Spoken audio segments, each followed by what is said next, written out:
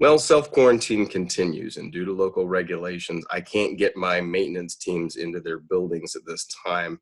So I've got work that's starting to backlog, and I want to make some changes so that number one, it doesn't wreck my KPIs. We've been working at a good clip, and I'd like to preserve that, but also make it easier to track later on what we had to change related to COVID-19. So in my maintenance direct dashboard, I'm going to click on the number next to all my new requests. That's going to take me to my most recent request, and I'm going to make two quick changes. Number one, I'm going to adjust status in the case of PMs to deferred. I'm making the choice to defer PMs and put reactive work on hold. I'm also going to select a purpose code that I've created related to COVID-19.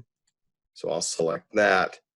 And when I save my change, that'll make it easy to track and search later for this information. We'll go ahead and submit our change, and that'll take us to our next one. In this case, it's another PM, so that'll get deferred as well. This way, I'm able to rapidly make some changes to the backlog work so that I can preserve my KPIs and make this information searchable later on.